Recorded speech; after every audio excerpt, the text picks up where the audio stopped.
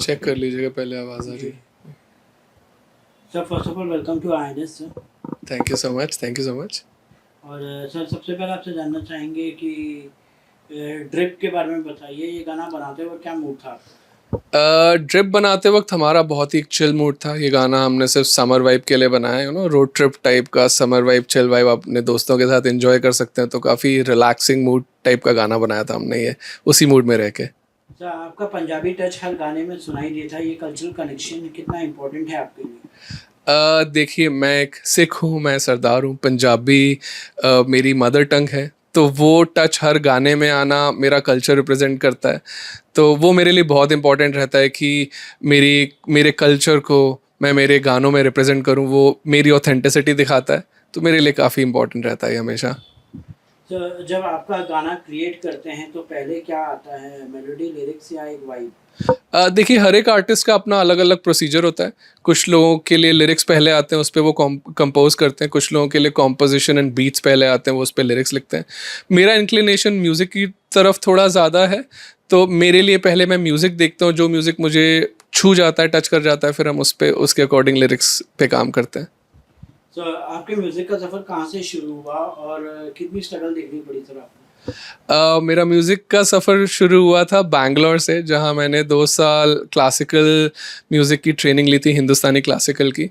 फिर उसके बाद मैं बॉम्बे आया, एंड बॉम्बे से फिर मेरा यहाँ पे जर्नी शुरू हुई ओरिजिनल्स निकालने की, लोगों से मिलने की। तो इनिशियली आई थिंक थोड़ी सी स्ट्रगल थी, बट आई थिंक अब काफ़ी स्मूथ है चीज़ें जब गाने निकलते जा रहे हैं।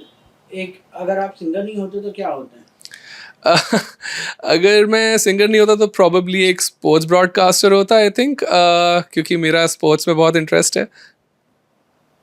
म्यूजिक बनाते वक्त ज़्यादा इम्पोर्टेंट क्या होता है? अगेन, जैसा कि मैंने कहा था कि हर एक आर्टिस्ट के लिए प्रोसीजर अलग होता है। कुछ लोगों के लिए लिरिक्स बहुत इंपॉर्टेंट होते हैं, कुछ लोगों के लिए म्यूज़िक बहुत इंपॉर्टेंट होता है।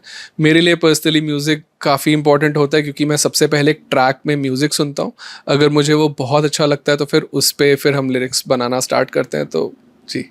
और सिंगल्स की बात की जाए तो ऐसा कौन सा सिंगर है जिससे आप कोलैब करना चाहते हैं? इंडिया में हमारे तो बहुत सारे सिंगर्स हैं। दिलजीत सर हैं, करण औजला हैं, बॉलीवुड की तरफ आए तो शंकर महादेवन सर हैं, AR रहमान सर हैं। मेरे इंस्पिरेशंस रहे हमेशा से, तो इनके साथ तो ड्रीम कोलैब है। तो मेंटल हेल्थ की बात की जाए तो काफ़ी सिंगर्स मेंटल हेल्थ इश्यूज को फेस कर रहे हैं। अमाल मलिक ने रिसेंटली जो है ओपनली अपने स्ट्रगल्स के बारे में बात की है। तो आपका इस टॉपिक पे क्या व्यू पॉइंट है? देखिए, मेंटल हेल्थ का इशू आजकल हर जगह है। सिर्फ हमारी इंडस्ट्री में ही नहीं, पूरी दुनिया में है। मुझे लगता है कि जितना आप इसके बारे में ओपनली बात करें, स्पेशली अपने क्लोज फ्रेंड्स से, अपनी फैमिली से, उतना आपको हेल्प मिलती है। जितना आप इसे जल्दी आइडेंटिफाई करके एक प्रोफेशनल हेल्प सीख करते हैं, थेरेपी सीख करते हैं, उससे भी आपको बहुत हेल्प मिलती है। मुझे लगता है प्रॉब्लम है, बट आपको उसके बारे में अवेयर होना एंड उसके बारे में बात करना बहुत ज़रूरी है। सर, इंडिपेंडेंट सिंगर्स के लिए आज के टाइम में अपनी जगह बनाना कितना मुश्किल हो गया है? और क्या आपको कभी फील हुआ है कि बड़े म्यूजिक लेबल्स या इंडस्ट्री जायंट ने आपको सरप्राइज करने की कोशिश की है? देखिए, इंडिपेंडेंट आर्टिस्ट स्पेशली जो बाहर से आते हैं, जो आउटसाइडर्स होते हैं, उनके लिए अपनी जगह बनाना काफ़ी डिफ़िकल्ट होता है initially. But having said that, जहाँ तक लेबल्स की बात आती है, मुझे ऐसा कुछ सप्रेशन फील नहीं हुआ उनसे। हाँ, ये ज़रूर है कि हर एक लेबल का, हर एक म्यूज़िक डायरेक्टर का, हर एक प्रोड्यूसर का एक फेवरेट आर्टिस्ट होता ही है। बट मुझे अभी तक ऐसा कुछ सप्रेशन फील नहीं हुआ है वहाँ से। मैं अपना मैं अपनी जर्नी अपने तरीके से करता हूँ, अपनी मेहनत करता हूँ। सो म्यूजिक इंडस्ट्री में नेपोटिज्म की बात की जाए तो आप कितना, मतलब काफ़ी डिस्कस होता है, बट कभी आपने कुछ ऐसे फील किया हो या आपके साथ कुछ ऐसा हुआ कि आप गाना गा रहे हो बट वो म्यूजिक इंडस्ट्री में म्यूजिक लेबल ने बोल दिया कि नहीं भैया आपका गाना अच्छा नहीं है, उनका गाना ज़्यादा अच्छा है, उस हिसाब से मतलब? देखिए, जहाँ तक नेपोटिज्म की बात है, नेपोटिज्म हर जगह होता है, नेपोटिज्म हर इंडस्ट्री में होता है। ऑब्वियसली जब आप बाहर से आते हैं तो आपको स्ट्रगल ज़्यादा लगती है, एंड बट मुझे यहाँ तक लगता है कि नेपोटिज्म आपको एक सर्टन लेवल तक आगे पहुँचा सकता है. नेपोटिज्म आपको एक जो प्लेटफॉर्म होता है वो काफ़ी इजीली और काफ़ी जल्दी प्रोवाइड कर सकता है इन कंपैरिजन टू जो आउटसाइडर्स को मिलता है. बट एक बार अगर आप मेहनत करके उस प्लेटफॉर्म तक उस अपॉर्चुनिटी को आपने ग्रैब किया, वहाँ से आपका सिर्फ टैलेंट बोलता है. वहाँ उसके आगे मुझे नहीं लगता नेपोटिज्म बहुत काम आता है, बिकॉज उसके आगे सिर्फ आपका टैलेंट बोलता है.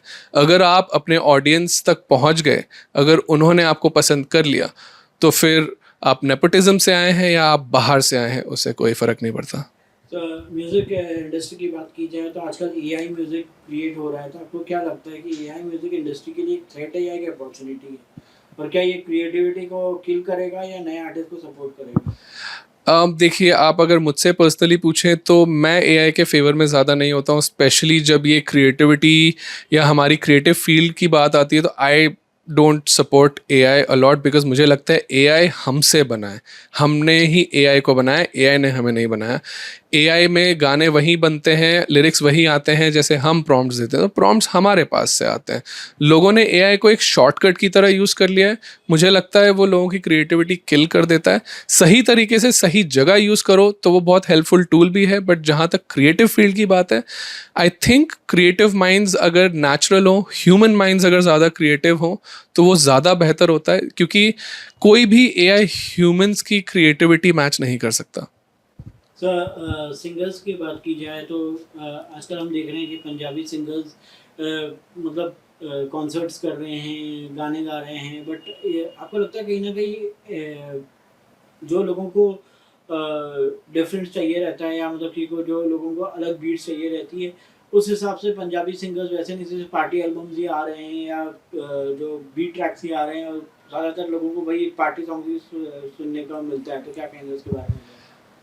देखिए, आर्टिस्ट हर टाइम पे, हर एक जनरेशन में, हर एक फेज़ में जो ऑडियंस सुनना चाहती है वैसे ही गाने बनाता है. बट हैविंग सेड दैट, मुझे लगता है कि गानों में हमेशा एक वैरायटी होनी चाहिए, क्योंकि हर एक टाइप के गाने की एक ऑडियंस होती ही है.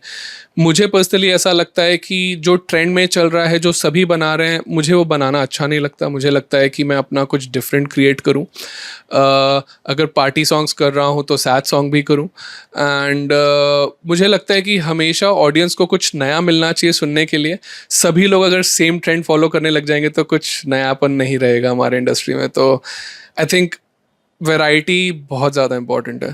तो पंजाबी सिंगर्स की बात की जाए तो हम देखते हैं कि मतलब पंजाबी सिंगर जो है, जो पुराने पंजाबी सिंगर्स थे उनमें एक यूनिटी सी रहती थी. बट आजकल जो है हम देख रहे हैं कि जो भी पंजाबी सिंगर्स हैं आने वाले टाइम में आ रहे हैं, बट उन लोगों ने कुछ ना कुछ जो है कभी कुछ लिरिक्स को लेके कि हमने इनकी लिरिक्स लिखी थी, हमने उनके लिए गाना लिखा था, पर उन्होंने क्रेडिट नहीं दिया हमको, ऐसे करके कई सारे बवाल हुए हैं और सोशल मीडिया पे सामने आ रहे हैं. तो क्या कहेंगे उसके बारे में?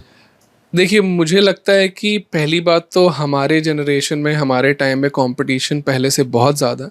दूसरा, हमारा जनरेशन सोशल मीडिया का जनरेशन है. तो मुझे लगता है कि इस चीज़ को यूज़ करके काफ़ी लोग जानबूझ के कंट्रोवर्सी भी क्रिएट करने का ट्राई करते हैं, ताकि उन्हें लाइमलाइट मिल जाए, ताकि वो टॉपिक ऑफ डिस्कशन बन जाए, सेंटर ऑफ अटेंशन बन जाए. मैं इन टैक्टिक्स से अग्री नहीं करता. मुझे लगता है कि अगर कोई डिफरेंसेस भी हैं तो लोग आपस में सॉल्व कर सकते हैं. अगर मेरा किसी आर्टिस्ट से कोई डिफरेंस है, मैं पर्सनली उन्हें कॉल करके सॉल्व करना प्रेफर करूँगा, रादर देन हज़ारों के कॉन्सर्ट में, हज़ारों लोगों के कॉन्सर्ट में जाकर सबके सामने ये बोलना. मुझे समझ नहीं आता कि इससे कैसा इंप्रेशन पड़ता है. मेरे अकॉर्डिंग ये अच्छा इंप्रेशन नहीं है. मेरे अकॉर्डिंग ये अच्छे टैक्टिक्स नहीं है. I think people should stick to their creativity. And वैसे सबका अपना अपना होता है, बट मेरा personally I don't agree with this. Sir हाल ही में दिलजीत पाजी का कॉन्सर्ट हुआ था, उसमें जो है उन्होंने कहा था कि भैया जैसे अलग अलग जगह पे कॉन्सर्ट किए तो उन्होंने इंफ्रास्ट्रक्चर फैसिलिटीज इतनी बेटर नहीं है जितनी होनी चाहिए थी. मतलब स्टेज, सेंटर स्टेज नहीं है, या फिर जो भी कुछ प्रॉब्लम्स है उन्होंने बताया था, और उन्होंने कहा था कि ये सब चीज़ें होनी चाहिए. तो आपको क्या लगता है उसके बारे में? देखिए, मुझे लगता है हमारा जो नेशन है वो एक डेवलपिंग नेशन है, वो एक कॉन्स्टेंटली इवॉल्विंग नेशन है. अगर आप देखें 2 साल पहले तक, 3 साल पहले तक जिस लेवल के इंटरनेशनल आर्टिस्ट इंडिया में आए हैं, या इंडियन आर्टिस्ट ने जिस लेवल के टूर किए हैं, कॉन्सर्ट्स किए हैं, वो 2-3 साल, 4 साल पहले पॉसिबल नहीं होते. तो तब से लेकर अभी तक एक बहुत मैसिव इम्प्रूवमेंट हुआ है. ऑब्वियसली हर जगह, हर देश में, हर फील्ड में एक रूम ऑफ इम्प्रूवमेंट हमेशा होता है. हम भी और इम्प्रूव कर सकते हैं, बट अगर देखा जाए तो पहले के कंपैरिजन में अभी बहुत इम्प्रूवमेंट्स हुए हैं. आई होप हम और आगे भी इम्प्रूव करें और बड़े लेवल पे कॉन्सर्ट्स करें. सो या मेरा तो यही मानना है. सर आर्टिस्ट की बात की जाए तो मतलब कि हम देखते हैं कि भैया जो है आजकल एक ही होड़ चल रही है पंजाबी सॉन्ग्स की, तो मतलब कि फास्ट ट्रैक ही सॉन्ग बन रहे हैं, कोई मतलब इमोशनल सॉन्ग या कोई मतलब जो बोलते हैं कि हाँ देखो छूने वाले सॉन्ग जैसे 90s में बनते थे वैसे नहीं बन रहे हैं, तो क्या कहेंगे उसके बारे में? आई थिंक गाने बनते हैं वैसे अभी भी, बट जो ज़्यादा लोग सुनते हैं वो पार्टी टाइप के गाने हैं, तो वो ज़्यादा नज़र में आते हैं. सैड सॉन्ग्स भी बनते हैं. आई जस्ट थिंक उन्हें थोड़ा प्रायोरिटी कम दिया जाता है, जो कि अच्छी चीज़ नहीं है. वैरायटी हमेशा होनी चाहिए इंडस्ट्री में. ओके सर, लास्टली क्या मैसेज देना चाहेंगे अपने फैंस को? मेरे फैंस के लिए बस मैं यही बोलूँगा कि अभी तक आप लोगों ने मुझे बहुत प्यार दिया है. आप लोग डे वन से मेरी जर्नी का हिस्सा हैं. From struggling to release one song से लेकर releasing one song every month तक आप लोग हमेशा मेरे साथ रहे हैं. सो आप सभी को थैंक यू. मेरी ओर से मैं हमेशा कोशिश करता हूँ और आगे भी कोशिश करूँगा कि मैं बेस्ट से बेस्ट गाने बना पाऊँ. एंड बहुत जल्दी आई होप आप लोगों के सामने एक लाइव कॉन्सर्ट भी परफॉर्म कर पाऊँ. सो प्लीज़ मेरे साथ बने रहिए and I will do my best, I promise. Sir concerts की बात की जाए तो मतलब कि हम देखते हैं कि मतलब आजकल कॉन्सर्ट्स में या कभी ऑडियंस बदतमीजी करने लगती है या कभी आर्टिस्ट बदतमीजी करने लगता है, तो क्या कहेंगे उसके बारे में? आपको लगता है कि बीइंग एन आर्टिस्ट कितना ज़्यादा हमें ऑडियंस के साथ मिलना चाहिए कॉन्सर्ट्स में या कितना नहीं मिलना चाहिए? देखिए ये बात सच है कि एक आर्टिस्ट को ऑडियंस का प्यार ही एक लेवल तक पहुंचाता है.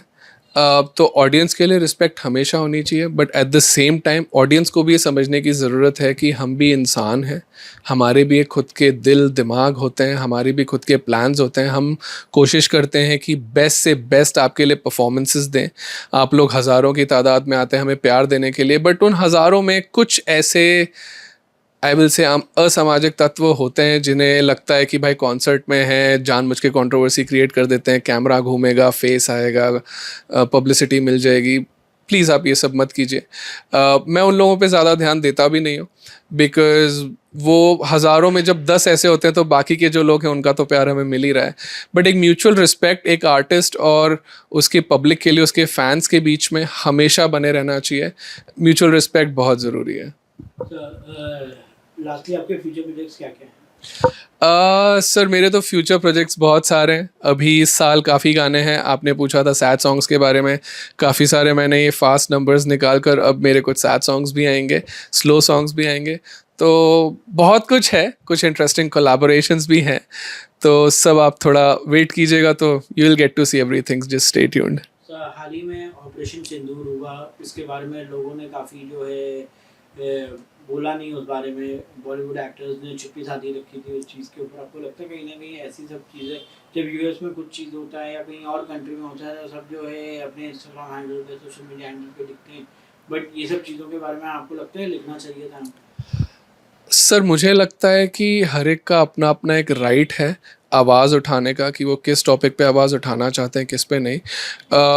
तो मैं वो लोग जो कर रहे हैं मैं उस पर कमेंट नहीं करूँगा, बिकॉज दैट्स देयर चॉइस. मुझे लगता है कि अगर आप पर्सनली अगर आप मुझसे पूछें तो मुझे लगता है कि अगर आप देश के बाहर होने वाले इश्यूज़ पे आवाज़ उठाते हैं तो जो देश के अंदर हो रहा है आपको उस पर भी इक्वली आवाज़ उठानी चाहिए. मैं यही करता हूँ. बट अगेन जैसा मैंने कहा कि हर एक के अपने अपने राइट्स हैं, हर एक की अपने अपनी चॉइस है. मुझे नहीं लगता ज़्यादा जज करना चाहिए लोगों को उस पर. मैं पर्सनली हमारे देश में जो भी होता है मैं उसके बारे में हमेशा अवेयर रहता हूँ, आवाज़ उठाते ही हूँ. तो मेरा तो पर्सनल ओपिनियन यही है. सर तुर्की और अज़रबैजान जैसी कंट्री जो है पाकिस्तान को सपोर्ट करी टेररिज्म के उसमें, जो कि हमने उनको तब मदद किया था कि जब उनका अर्थक्वेक आया था तो हमने यहाँ से फूड रिलीफ भेजा था, उनको मेडिसिन रिलीफ भेजा था. तो आपको लगता है कहीं ना कहीं हमें तुर्की और अज़रबैजान जैसी कंट्री में जहाँ पे लोग जो है कभी कभार जाते हैं सिंगल म्यूजिक वीडियो शूट करने के लिए या फिल्म प्रोड्यूसर्स जाते हैं फिल्म शूट करने के लिए, फिर हमें वो सब चीज़ रोकनी चाहिए अभी? देखिए, for me country comes first. मुझे लगता है कि if there are some nations that are supporting the other nation is in provoking a war, I think I will condemn such acts. I think I will condemn such nations. But again, having said that, मुझे लगता है कि हमारी industry को, creative industry को, film and music industry को politics से जितना दूर रखा जाए उतना बेहतर है, बिकॉज हमारा काम आपको एंटरटेन करना है. तो आई थिंक इन दोनों को ज़्यादा इन्वॉल्व नहीं करना चाहिए. Shyam steel flexi strong TMT बार, ये स्ट्रॉन्ग के साथ फ्लेक्सिबल भी है. आपदा मुसीबत कोई भी आए, ये घर को अटूट बनाए. जब टीएमटी फ्लेक्सी स्ट्रॉन्ग, तो घर रहे हमेशा के लिए स्ट्रॉन्ग.